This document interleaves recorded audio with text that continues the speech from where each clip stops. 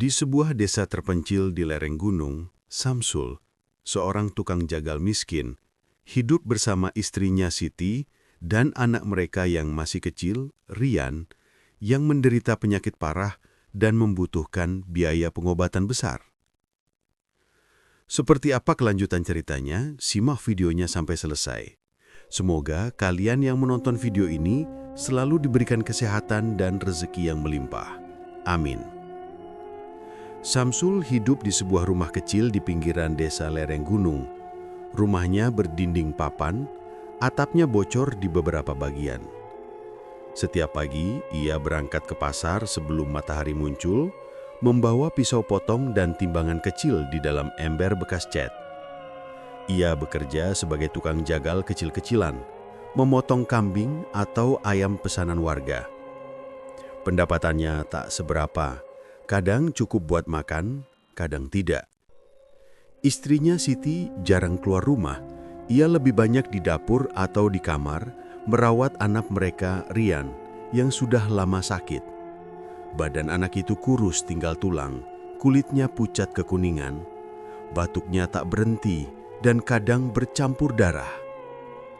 Siti sering begadang semalaman, mengompres kepala anaknya sambil menatap lampu minyak yang redup.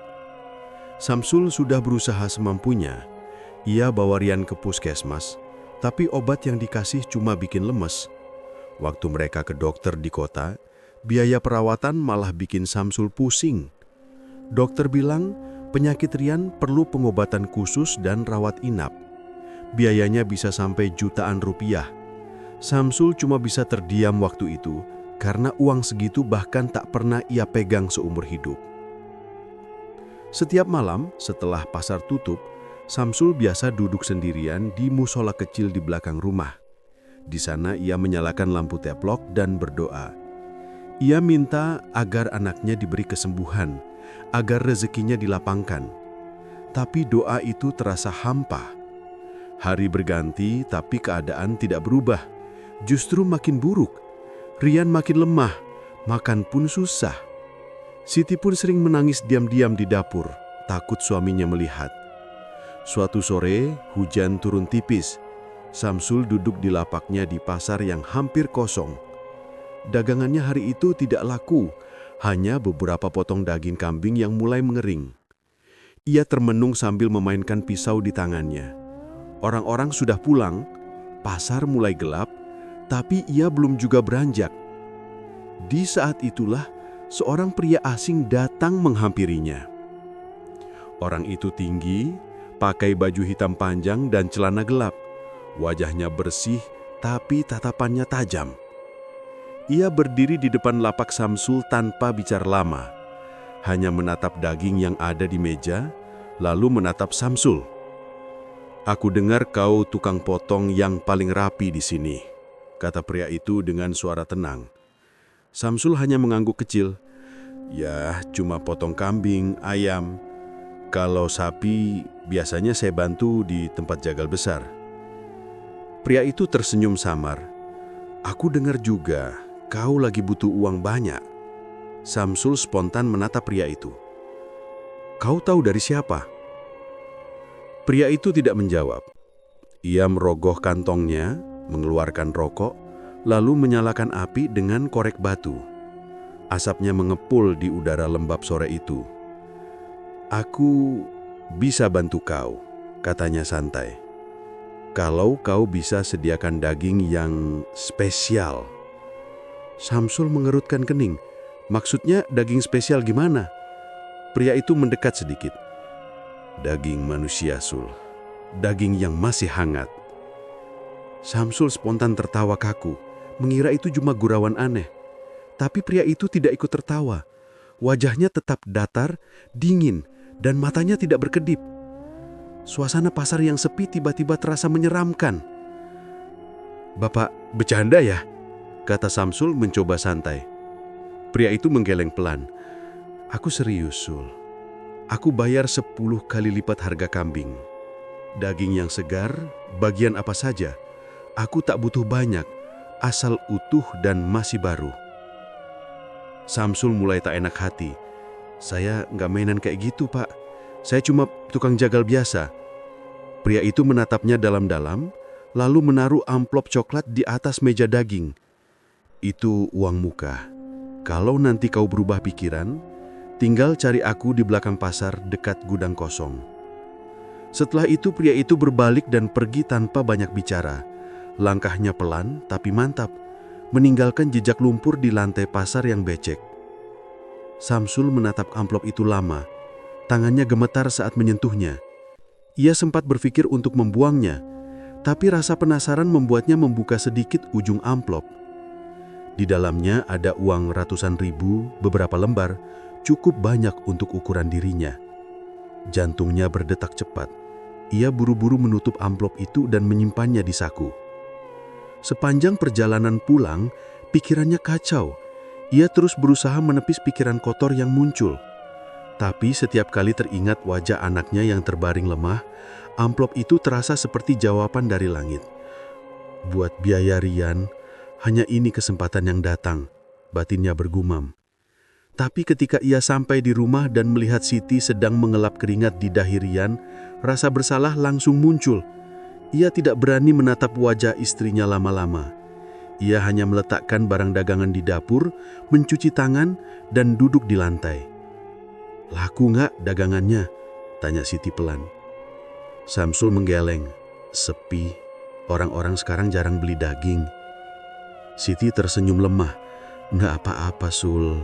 Yang penting kita masih bisa makan hari ini." Kalimat itu sederhana, tapi terasa menampar Samsul. Ia tahu besok mungkin mereka bahkan tak bisa beli beras. Obat Rian sudah habis dan ia belum punya uang sepeser pun buat beli lagi. Malamnya, saat semua tertidur, Samsul duduk di dapur sendirian. Lampu minyak redup, tikus berlari di langit-langit. Ia mengeluarkan amplop itu lagi, membukanya perlahan. Bau kertas basah dan sedikit apek tercium. Ia menghitung uangnya, menatap tiap lembar seperti sedang menatap dosa sendiri. Ia memikirkan kata-kata pria itu, "Daging yang masih hangat." Pikirannya terus bergulat. Ia tahu itu salah besar, tapi di sisi lain, Rian sudah diambang maut. Ia teringat malam-malam di mana Siti menangis memeluk tubuh anaknya yang panas. Samsul menutup wajahnya dengan tangan. "Ya Allah, kenapa bukan aku aja yang sakit? Kenapa harus anakku?" Ia ingin percaya bahwa Tuhan sedang menguji, tapi ujian itu sudah terlalu berat. Ia mulai marah, kecewa, merasa doanya tak pernah didengar. Dari kamar terdengar batu keras Rian sampai terdengar suara muntah. Samsul berlari masuk, melihat anaknya kejang sebentar lalu terkulai. Siti panik, menepuk-nepuk pipi anaknya sambil menangis. "Sul, anakmu dingin. Tolong panggil orang. Tolong." Samsul bingung harus kemana. Tengah malam, jalan ke kota jauh, dan hujan turun deras. Ia hanya bisa menatap anaknya yang lemas sambil menggenggam tangan Siti. Setelah lama, batuk Rian mereda. Dia tertidur, napasnya pendek-pendek. Siti menatap suaminya dengan mata bengkak. "Sul, kalau memang aku harus kerja apa aja, biar Rian bisa sembuh, aku mau. Aku rela." Samsul tidak menjawab. Ia hanya menatap wajah istrinya yang sayu, dengan rambut berantakan menutupi pipi. Ia memikirkan kata-kata itu lama setelah lampu dimatikan. Malam itu, ia tidak bisa tidur. Pikirannya penuh suara aneh. Suara langkah pria berpakaian hitam di pasar, suara amplop diletakkan di meja, dan suara batuk Rian yang makin parah. Di luar hujan belum reda. Samar-samar di antara suara air, ia merasa mendengar seseorang memanggil pelan dari arah belakang rumah. "Sul, sudah siapkah dagingnya?" Samsul terperanjat, menatap pintu dapur yang tertutup rapat. Tapi suara itu hilang begitu saja. Ia menelan ludah, jantungnya berdebar. Amplop di saku bajunya terasa semakin berat malam itu. Malam itu udara dingin sekali. Angin dari gunung masuk lewat celah-celah dinding papan rumah Samsul. Lampu minyak di dapur bergoyang tertiup angin, membuat bayangan di dinding bergerak-gerak. Siti berdiri di dekat tungku, batuknya makin parah. Suaranya serak, kadang sampai menunduk menahan sakit di dada. Badannya kelihatan semakin kurus. Rian terbaring di tikar dekat pintu dapur, dibungkus sarung lusuh. Napasnya berat, kadang seperti tersedak.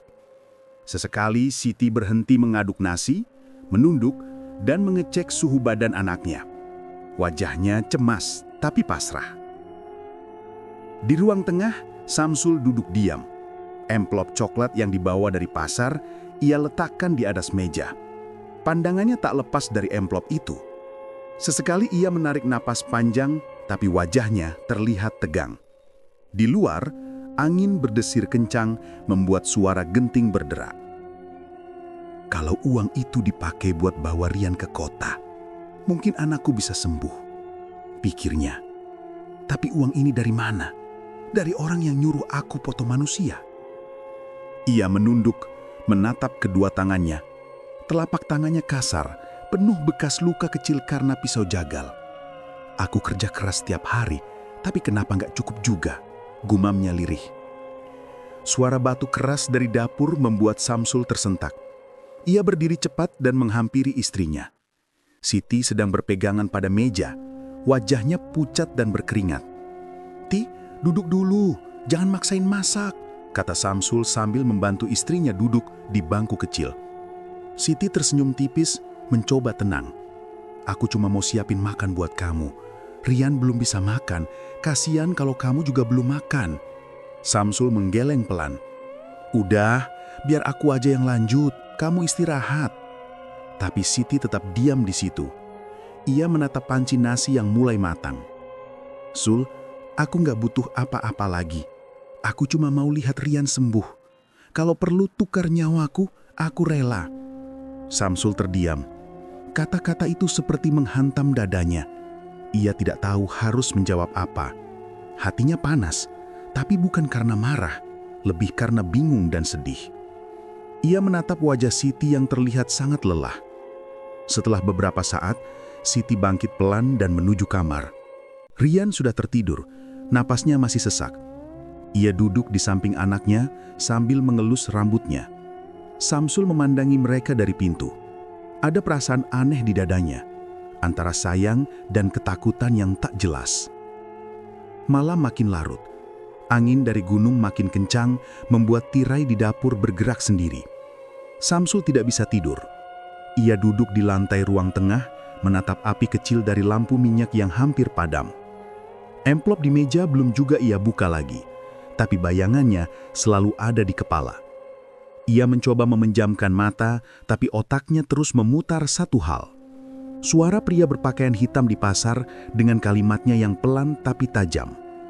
Daging yang masih hangat. Ia mengusap wajahnya. "Jangan gila, Sul," katanya pelan ke diri sendiri.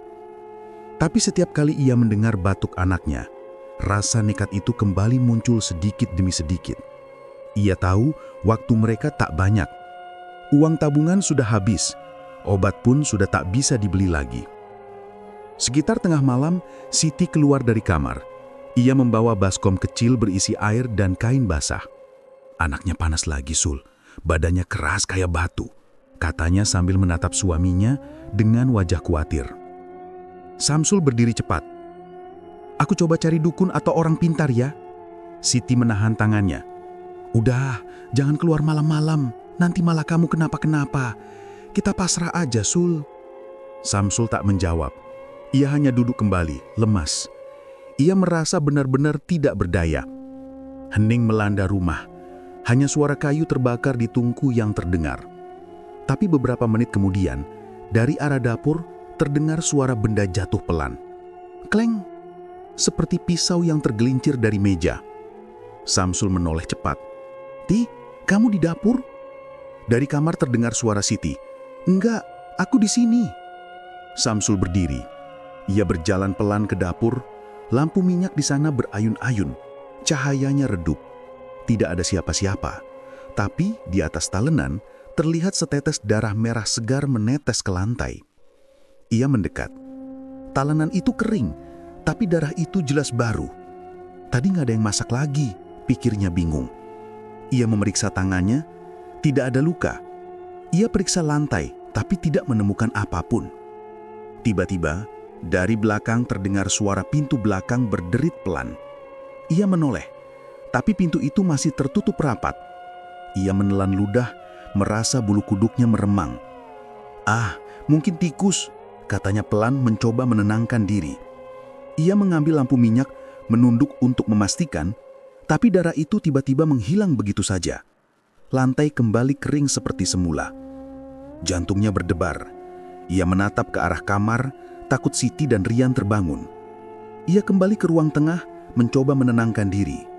Tapi rasa tidak enak itu masih ada, seperti ada yang mengawasi dari balik dinding. Ia menatap amplop di meja lagi. Entah kenapa, amplop itu terlihat seperti semakin menarik perhatiannya. Ia duduk, membuka sedikit ujungnya, dan melihat lembaran uang di dalam. Tangannya gemetar. "Kalau aku pakai uang ini buat bawa Rian ke dokter, apa itu dosa?" Pikirnya dalam hati. "Tapi kalau aku nggak ambil kesempatan ini, anakku bisa mati." Ia menutup amplop itu lagi dan menunduk lama. Dari arah dapur terdengar suara piring jatuh pelan, seperti ada yang sengaja menyentuhnya. Samsul berdiri cepat, kali ini dengan wajah tegang. Ia membawa pisau jagal yang biasa ia gunakan, berjalan pelan ke arah dapur. Lampu minyak masih berayun, membuat bayangan dirinya di dinding tampak goyah. Begitu sampai di pintu dapur, ia berhenti. Tidak ada siapa-siapa. Tapi suara batuk kecil terdengar dari dekat jendela. Ia menoleh dan melihat Rian berdiri di situ. Matanya terbuka, tapi kosong, seperti sedang tidur sambil berdiri. "Rian, kenapa kamu di sini, nak?" Anak itu tidak menjawab, ia hanya menunjuk ke meja dapur, lalu berkata pelan, "Ibu masak buat ayah." Samsul menatap meja itu. Kosong, tidak ada apa-apa, selain telenan dan pisau. Tapi saat ia menoleh lagi ke arah anaknya, Rian sudah tidak ada di sana. Samsul berlari ke kamar. Dan benar saja, Rian masih tidur di tikar persis seperti sebelumnya. Siti juga masih tertidur di sampingnya. Ia berdiri lama di pintu kamar, napasnya tidak teratur. Ia tahu apa yang ia lihat barusan itu bukan hal biasa. Malam itu, ia akhirnya duduk lagi di dapur sampai pagi, memegang pisau di tangannya. Ia tidak tahu apa yang sebenarnya terjadi, tapi satu hal yang jelas di kepalanya. Sesuatu di rumah itu mulai berubah. Hujan malam itu turun tanpa henti sejak maghrib. Angin berdesir di antara celah papan rumah, membuat suara berdecit yang menambah suasana tegang. Listrik mati sejak sore, jadi rumah Samsul hanya diterangi oleh satu lampu minyak di ruang tengah. Api kecilnya bergetar setiap kali angin masuk lewat sela pintu. Siti terbaring di dapur. Ia menidurkan Rian di tikar, menutup tubuh anak itu dengan selimut tipis. Demam Rian semakin tinggi, kulitnya panas dan wajahnya memucat. Siti sendiri sudah hampir tak kuat, tapi ia tetap bertahan di samping anaknya, mengelus kepala kecil itu sambil sesekali berdoa dalam hati. Samsul duduk di ruang tengah, diam seperti patung. Di tangannya ada pisau potong yang setiap hari ia gunakan untuk bekerja di pasar. Ujung pisau itu mengilap terkena cahaya lampu minyak. Tangannya gemetar, tapi matanya kosong. Ia belum makan sejak pagi, dan pikirannya penuh oleh suara-suara yang tidak bisa ia hentikan. Kalau uang itu bisa nyelamatin Rian, apa salahnya? Batinnya terus bergema. Cuma sekali ini aja, cuma satu korban. Hujan makin deras, petir sesekali menyambar, cahayanya menyorot ruangan yang gelap. Di luar suara air mengalir di parit bercampur lumpur. Suasana rumah terasa berat seakan udara pun tahu apa yang akan terjadi. Dari kamar belakang terdengar Siti batu keras.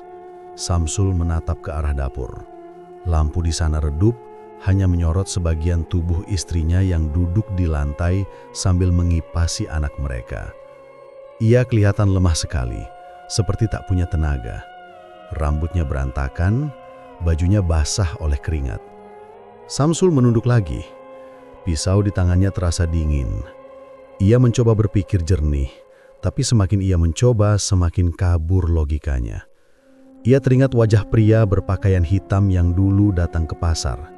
Tawaran itu terus berputar di kepalanya. Suara pelan tapi jelas. Daging manusia, Sul. Daging yang masih hangat. Ia menggenggam pisau itu lebih erat. Dadanya terasa sesak. Ia tahu yang akan ia lakukan tidak bisa dimaafkan, tapi bayangan wajah Rian yang sekarat membuat semua perasaan takutnya berubah jadi tekad aneh. "Maaf, Ti. Aku gak punya pilihan lain," bisiknya pelan. Ia berdiri pelan-pelan. Langkahnya berat tapi pasti. Suara hujan menutupi suara langkahnya menuju dapur. Siti masih di sana, tidak sadar apa yang terjadi.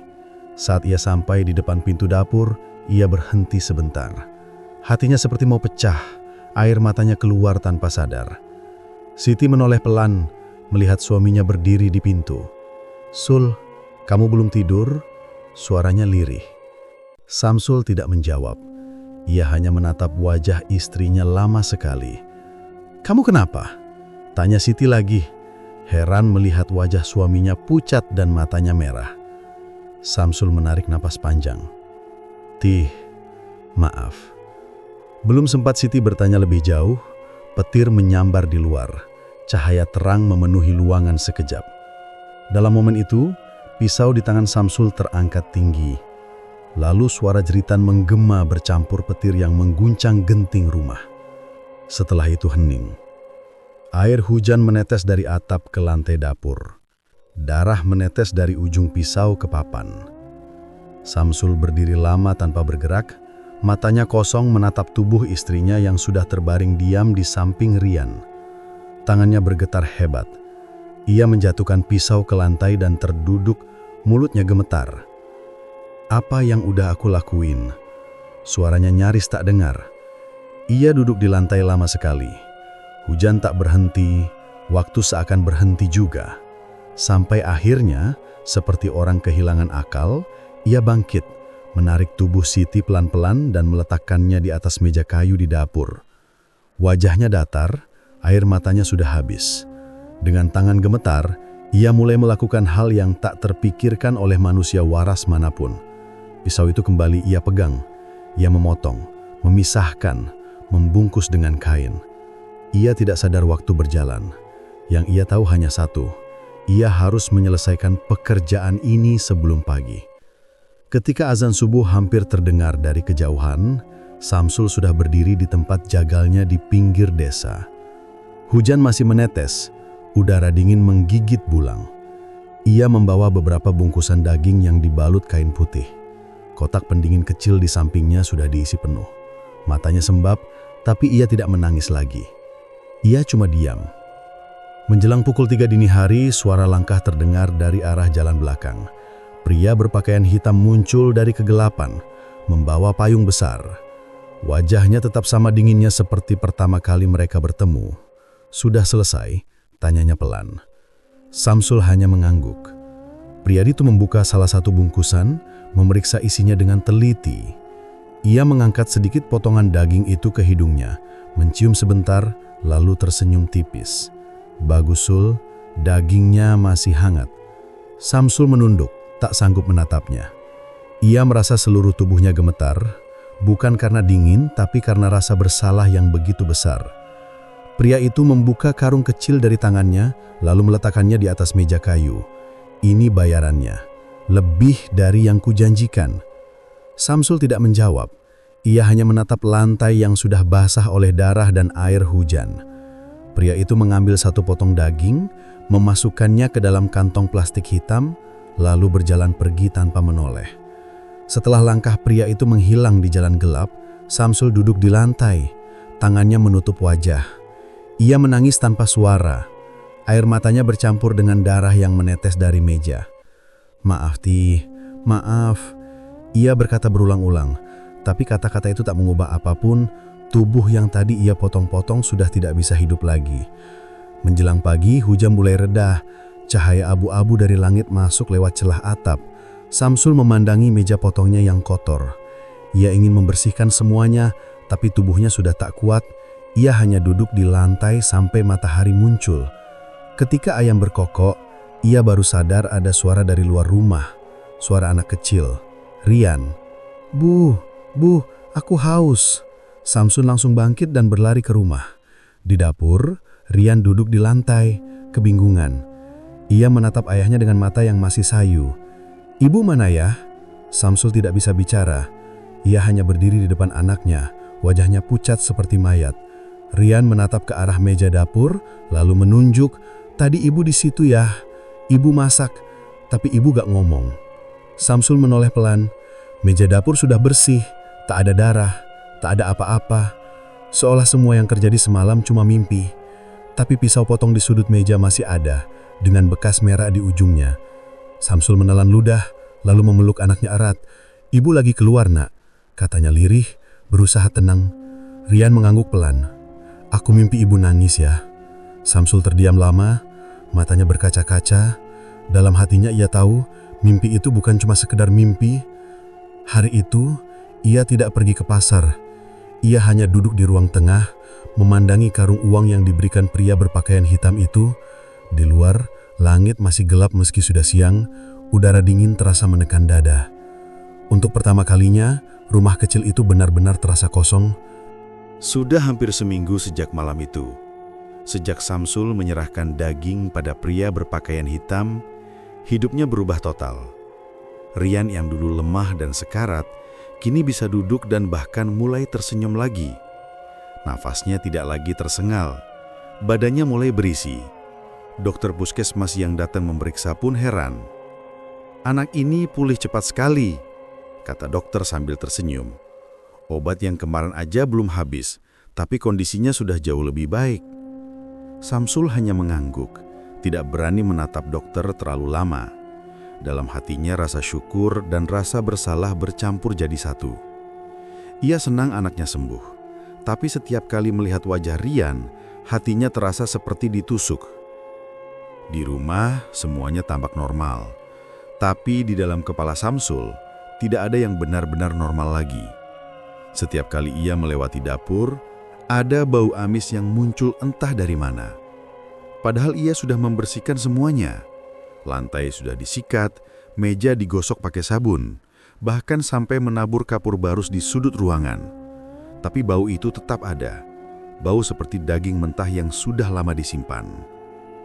Kadang, ketika malam tiba dan rumah sudah sepi, ia merasa ada sesuatu yang memperhatikannya. Dari arah dapur, dari tempat yang dulu penuh darah.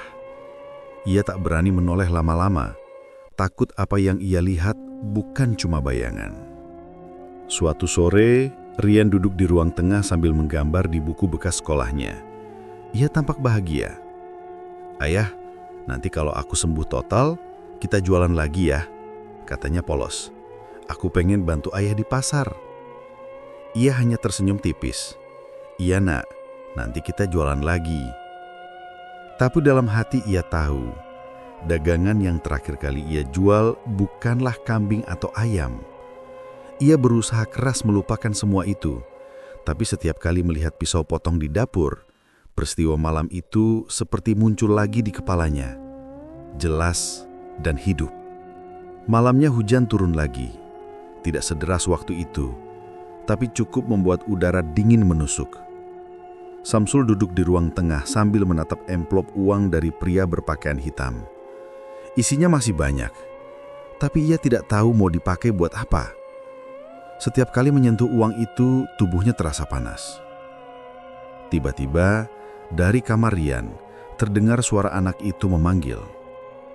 "Ayah, ayah." Suaranya datar, tidak seperti biasanya. Samsul langsung berdiri dan berjalan ke kamar. Lampu kamar redup, hanya lampu minyak kecil di meja. Rian duduk di kasur, matanya menatap lurus ke arah pintu. "Ada apa, nak?" tanya Samsul. Rian menatap ayahnya lama. "Ibu datang tadi," katanya pelan. Samsul terdiam. "Ibu?" "Iya," jawab Rian. "Ibu datang ke kamar, katanya dagingnya belum habis." Samsul langsung merinding, nafasnya tercekak. "Kamu lihat ibu di mana?" Rian menunjuk ke arah jendela. "Di situ, Ibu berdiri di luar, basah kuyup, tapi mukanya pucat banget ya. Ibu senyum. Samsul menoleh ke jendela. Tirainya bergoyang pelan. Jendela itu terbuka sedikit. Angin malam masuk membawa bau amis yang tajam. Ia buru-buru menutupnya, tapi sebelum itu sempat terdengar suara langkah pelan di luar, seperti seseorang berjalan di atas tanah becek. Ia menelan ludah. "Rian, kamu tidur lagi ya? Ibu kamu cuma mimpi. Udah, gak apa-apa." Rian tidak membantah, tapi matanya tidak lepas dari jendela. "Ibu bilang, ayah jangan buang dagingnya," gumam pelan sebelum akhirnya memejamkan mata. Samsul berdiri lama di samping kasur. Tubuhnya kaku.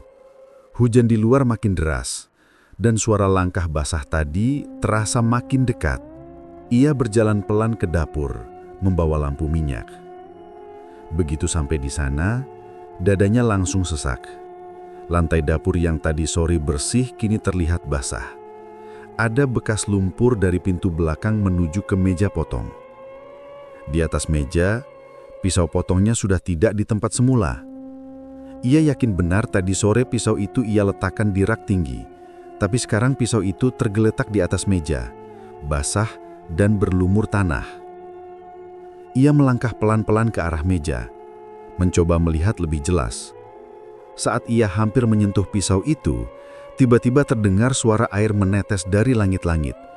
Ia mendongak, tapi langit-langit dapur kering. Suara itu malah makin jelas, seperti sesuatu menetes dari atas meja ke lantai. Ia menunduk. Ada cairan merah datang menetes pelan dari ujung meja. Darah. Samsul mundur, menjatuhkan lampu minyak hingga nyalanya padam. Kegelapan langsung menelan ruangan. Dalam gelap, terdengar suara perempuan berbisik pelan di dekat telinganya. "Samsul." Suaranya lirih tapi jelas, suara yang sangat ia kenal. Ia berbalik cepat, tapi tak ada siapapun. Hanya dingin dan bau amis yang makin menyengat. "Samsul, dagingnya belum habis." Kali ini suara itu datang dari arah pintu belakang. Samsul mundur pelan-pelan, matanya menatap pintu yang mulai bergetar sendiri. Engselnya bercerit, lalu pelan-pelan pintu itu terbuka sedikit. Dari celahnya, terlihat kaki seorang perempuan. Pucat, basah, dan meneteskan darah. Samsul langsung lari ke ruang tengah. Ia menyalakan lilin di atas meja dan duduk sambil menutup telinganya. Nafasnya terengah, tubuhnya gemetar. "Aku gila, ini semua cuma bayangan," bisiknya berkali-kali, tapi suara langkah dari dapur terdengar jelas. Pelan-pelan langkah itu makin dekat. Kain basah diseret di lantai kayu, meninggalkan jejak merah. Samsul memejamkan mata. "Ampuni aku, Ti. Aku cuma pengen nyelamatin anak kita." Suara langkah berhenti tepat di belakangnya. Lalu sesuatu yang dingin menyentuh bahunya. "Aku tahu, Sul. Tapi kenapa kamu potong aku waktu aku masih sadar?" Samsul menjerit, menoleh cepat, tapi yang dilihatnya cuma bayangan. Wajah Siti muncul setengah dari gelap, pucat dengan mata kosong menatapnya. "Dagingnya belum habis, Sul." Lalu wajah itu menghilang. Samsul jatuh duduk, lilin di meja padam tertiup angin. Ia menangis keras, menggenggam kepala sendiri. Cukup, Ti, aku menyesal." Namun dari arah dapur, terdengar suara telenan jatuh, disusul suara pisau diseret di atas meja. Pagi harinya, tetangga melihat Samsul duduk di teras rumahnya, baju dan tangannya berlumur darah. Tatapannya kosong. Di dalam rumah, dapur berantakan dan pisau potongnya menancap di meja. Tapi yang paling membuat warga ketakutan adalah isi lemari pendingin, yaitu potongan daging segar yang seolah baru dipotong malam itu. Ketika polisi datang, Samsul hanya berkata lirih tanpa menatap siapapun. "Aku nggak bisa berhenti. Dia bilang dagingnya belum habis." Hari-hari setelah kejadian itu terasa makin berat bagi Samsul. Ia tidak tahu lagi bagaimana caranya hidup normal. Tubuhnya kurus, matanya cekung, rambutnya makin acak-acakan. Warga desa mulai memperhatikan perubahan sikapnya. Ia jarang keluar rumah, bahkan pasar pun sudah tidak pernah ia datangi lagi. Dulu, Samsul dikenal sebagai tukang jagal yang rajin dan ramah. Sekarang, kalau orang lewat depan rumahnya, mereka hanya melihat sosoknya duduk di teras dengan pandangan kosong, seperti orang kehilangan akal. Anaknya, Rian, sudah sembuh total. Tapi sejak malam ia bilang, "Ibu datang." Anak itu berubah jadi pendiam. Setiap kali ayahnya memanggil, Rian cuma menjawab pendek. Ia sering duduk lama di dekat dapur, menatap ke arah meja potong yang sudah ditutup kain. Kadang-kadang mulutnya bergumam pelan, seolah sedang berbicara dengan seseorang yang tak terlihat. Suatu malam, Samsul terbangun karena mendengar suara dari dapur. Suara seperti seseorang sedang mengasah pisau. Ceret, ceret. Bunyinya pelan, tapi jelas. Ia langsung berdiri, menyalakan lampu minyak dan berjalan pelan ke dapur. Tapi begitu sampai di sana, tak ada siapa-siapa. Pisau-pisau di rak tergantung diam. Tapi di atas meja potong, ada bekas goresan baru. Ia menelan ludah. Keringat dingin membasahi tengkuknya. Ini semua cuma halusinasi, katanya pada diri sendiri. Tapi saat hendak menaruh lampu, ia melihat sesuatu di lantai. Bekas tapak kaki basah, seperti baru saja ada orang berjalan. Jejak itu mengarah ke pintu belakang, tapi berhenti di depan meja potong. Ia menatap meja itu lama. Bau amis tiba-tiba muncul, disusul hawa dingin yang menusuk. Ia buru-buru keluar dari dapur, menutup pintu rapat-rapat dan mencoba tidur lagi. Tapi malam itu ia tidak bisa memejamkan mata sedikit pun. Setiap kali ia hampir tertidur, selalu ada suara dari arah dapur, entah suara piring jatuh, suara langkah pelan, atau suara seperti orang menangis tertahan. Kadang-kadang ia bahkan mencium bau wangi bunga Kamboja. Bau itu khas, seperti di kuburan. Keesokan paginya, Samsul duduk di ruang tengah sambil memegang kepalanya. Rian baru bangun dan berjalan ke dapur untuk mengambil air. Tak lama, anak itu berteriak, "Ayah!" Samsul langsung lari ke dapur. Saat melihat meja potong, darahnya seperti berhenti mengalir. Di atas meja, ada potongan daging segar, masih merah, baru seperti habis disembelih. Tapi malam tadi, ia tidak menyembelih apapun. Samsul mendekat perlahan. Daging itu tidak berbau amis, malah wangi. Bau bunga Kamboja yang tajam dan aneh. Ia menatap lama, lalu berusaha membuangnya keluar. Tapi baru ia pegang, daging itu seperti berdenyut pelan di tangannya, seolah masih hidup. Ia langsung menjatuhkannya ke lantai. Napasnya terengah-engah. Astagfirullah, ini apa? Rian berdiri di pintu, menatap daging itu tanpa ekspresi. Itu dari ibu ya, katanya datar. Ibu bilang ayah belum selesai. Samsul langsung menatap anaknya. Panik, "Kamu dengar dari mana?" Rian tidak menjawab. Ia hanya menatap meja potong, lalu berbalik dan berjalan ke kamar tanpa bicara. Hari itu, Samsul benar-benar merasa kehilangan akal. Ia mencoba membakar potongan daging itu di belakang rumah. Tapi api tidak mau menyala. Sekali dua kali ia siram minyak, api menyala sebentar, lalu padam lagi, seolah ada yang menahannya. Akhirnya ia menggali lubang di dekat kandang ayam dan mengubur daging itu di sana. Tapi malamnya, waktu ia ke dapur untuk minum, daging itu kembali ada di atas meja, masih sama, masih utuh, dengan bau Kamboja yang makin menyengat. Samsul terduduk di lantai, gemetar. Kenapa balik lagi? Suara langkah tiba-tiba terdengar dari arah belakang. Perlahan, suara itu makin dekat. Samsul menahan napas. Ia kenal suara itu. Suara Siti. "Sul," panggil suara itu lagi. Lebih dekat. "Kenapa kamu kubur aku di sini?" Samsul menoleh perlahan. Di sana, di depan pintu dapur, berdiri sosok Siti. Wajahnya pucat, separuh pipinya rusak seperti terbakar. Matanya hitam kosong, rambutnya menutupi sebagian wajah. Bajunya basah dan meneteskan air bercampur darah ke lantai. Samsul mundur sambil gemetar. "Jangan dekati aku cuma pengen nyelamatin Rianti." Siti menatapnya tanpa berkedip. "Nyelamatin? Dengan ngebunuh aku? Dengan motong tubuh aku kayak kambing?" Samsul menangis. "Aku nyesal. Aku bener-bener nyesal." Siti melangkah lebih dekat. "Kalau nyesal, kenapa kamu gak kubur aku di kuburan? Kenapa kamu kubur aku di dapur?" Samsul menatap lantai. Ia baru sadar sesuatu. Waktu malam itu, ia mengubur bagian tubuh istrinya yang tersisa. Ia memang tidak membawa keluar semua. Karena takut ketahuan tetangga, ia menguburnya di bawah lantai dapur, menutupnya dengan papan. Ia pikir tak akan ada yang tahu. Tapi rupanya arwah Siti tahu segalanya. Siti melangkah semakin dekat.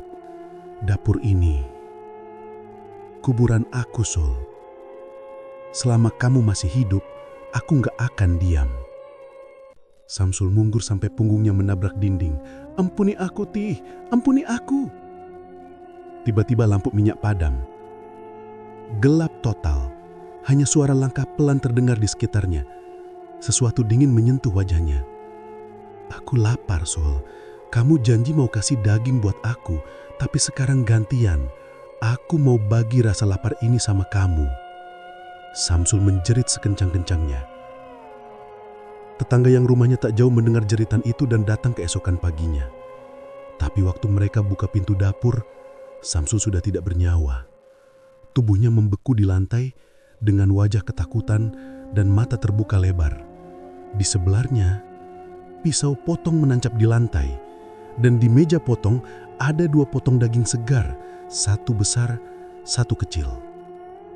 Polisi yang datang sempat mengira itu daging kambing, tapi hasil pemeriksaan menunjukkan itu daging manusia. Dan yang lebih mengerikan, bau wangi bunga Kamboja tercium di seluruh dapur. Sejak hari itu, warga desa tidak ada yang berani mendekati rumah Samsul. Mereka bilang, setiap malam masih terdengar suara pisau diasah dari dalam rumah itu, dan bau bunga Kamboja kadang terbawa angin sampai ke jalan. Beberapa orang yang lewat malam-malam mengaku pernah melihat sosok perempuan berdiri di jendela dapur, pucat, rambut panjang, dan di tangannya membawa pisau potong. Dapur itu benar-benar jadi kuburan. Hujan turun deras malam itu, lebih lebat dari biasanya.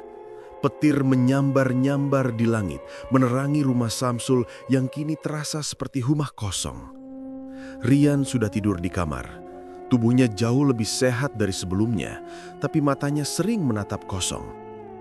Kadang anak itu berbicara sendiri, seolah sedang bercakap dengan seseorang yang tak terlihat. Samsul duduk di kursi ruang tengah sambil menatap lantai dapur yang masih menyisakan bercak darah lama. Setiap kali ia mencoba membersihkannya, noda itu selalu muncul lagi. Ia mulai jarang makan, jarang tidur, dan hampir tak pernah ke pasar. Orang-orang desa mulai curiga, tapi tak ada yang berani mendekat karena aroma anyir dari rumah itu membuat perut mual. Sekitar tengah malam, terdengar ketukan keras di pintu belakang. Samsul kaget. Ketukan itu berat dan berirama, seperti palu dipukul ke kayu. Ia mendekat dengan langkah pelan, membawa pisau kecil di tangannya. "Siapa?" Suaranya parau. Tak ada jawaban, hanya suara hujan dan angin. Tapi saat ia membuka pintu, seorang pria berdiri di sana, memakai jas hitam yang basah kuyup. Wajahnya sama dengan pria yang dulu datang ke pasar, yang memberikan tawaran setan itu. Pria itu menyeringai dingin. "Aku tahu kau punya stok baru, Sul. Apa maksudmu? Aku sudah berhenti," kata Samsul dengan suara gemetar. "Berhenti? Kau pikir bisa berhenti semudah itu? Kau sudah jadi bagian dari perjanjian." Samsul mundur beberapa langkah. Aku gak mau lagi urusan ini. Aku sudah bayar semuanya. Aku sudah... Pria itu menatapnya tajam. Bayar dengan apa? Dengan nyawa istrimu? Dagingnya belum cukup, Sul. Kau masih berutang. Samsul marah sekaligus takut. Pergi dari rumahku, teriaknya. Ia mengangkat pisau, tapi tangannya bergetar. Pria itu tertawa pelan. Kau gak akan bisa menyelesaikan ini dengan pisau, Sul. Daging yang sudah dipersembahkan akan terus menuntut bagian yang lain. Tiba-tiba, lampu rumah padam. Hanya suara hujan dan petir yang terdengar. Dari arah dapur, terdengar suara langkah, pelan tapi berat, seperti seseorang menyeret kaki. Aroma busuk bercampur amis memenuhi udara. Samsul menoleh ke arah suara itu. Jantungnya berdegup kencang. Di tengah kegelapan, samar-samar terlihat bayangan perempuan berdiri di pintu dapur. Bajunya basah, rambutnya menutupi setengah wajah. Saat kilat menyambar, wajah itu terlihat jelas. Siti dengan separuh muka rusak, kulitnya pucat seperti lilin. Sul, suara itu lirih tapi jelas. Kau janji demi anakmu, tapi kau bunuh aku demi uangmu. Samsul mundur hingga punggungnya menabrak meja. Pisau di tangannya jatuh. Siti, aku gak punya pilihan, katanya dengan suara bergetar. Pria berpakaian hitam itu berdiri di belakangnya, wajahnya tampak puas. Waktunya kau bayar lunas. Tiba-tiba, udara di ruangan itu menjadi dingin sekali. Nafas Samsul berubah jadi uap putih. Pisau yang tadi jatuh ke lantai bergetar sendiri, lalu melayang pelan, seolah diangkat oleh tangan tak terlihat. Mata Samsul membesar. Jangan Tih, katanya panik. Tapi pisau itu langsung menancap ke dadanya dengan keras. Samsul terjatuh, darahnya mengucur deras, membasahi lantai yang sudah lama berbau amis. Ia masih sempat melihat sosok Siti berjalan perlahan ke arahnya. Tubuhnya menunduk, tangannya menyentuh pipinya yang berlumur darah. Sekarang giliranmu, Sul, bisiknya pelan. Suara hujan makin keras dan di luar petir menyambar hingga genteng rumah pecah. Beberapa menit kemudian, semuanya sunyi. Hanya suara tetes air dari atap yang bocor bercampur dengan genangan darah di lantai dapur. Pria berpakaian hitam itu sudah tidak terlihat lagi. Di meja potong, tubuh Samsul terbujur tanpa kepala. Pagi harinya, warga desa datang karena mencium bau busuk yang menyengat. Mereka mengetuk pintu, tapi tak ada jawaban. Setelah jendela didobrak, mereka masuk dan menemukan pemandangan yang membuat beberapa orang langsung muntah. Meja potong penuh darah segar dan di atasnya ada potongan daging besar tanpa kepala. Di lantai, mereka menemukan kepala Samsul tergeletak di bawah ember. Matanya terbuka lebar seolah masih menatap sesuatu.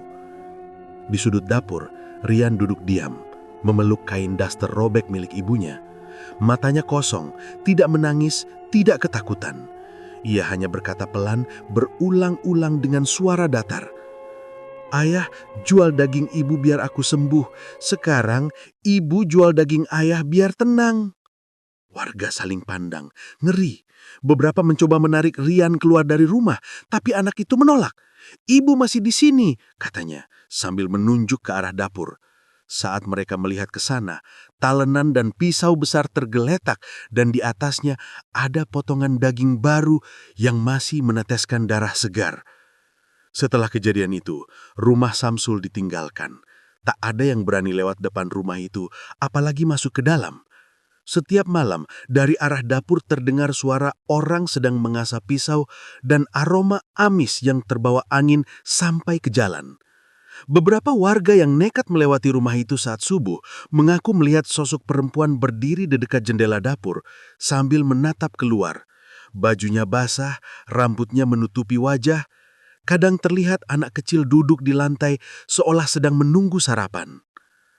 Tak ada yang tahu kemana pria berpakaian hitam itu pergi. Tapi setiap kali ada pedagang daging baru di pasar yang menjual dengan harga sangat murah, warga berbisik-bisik. Jangan-jangan dagingnya dari rumah Samsul. Rumah itu akhirnya dipagari warga dan dibiarkan kosong. Namun sesekali saat malam hujan deras dan angin berhembus dari arah gunung, suara pisau diasah masih terdengar samar dari dalam dapur yang gelap. Dan setiap kali bau amis menyebar di udara, orang-orang tahu satu hal, Siti belum benar-benar pergi.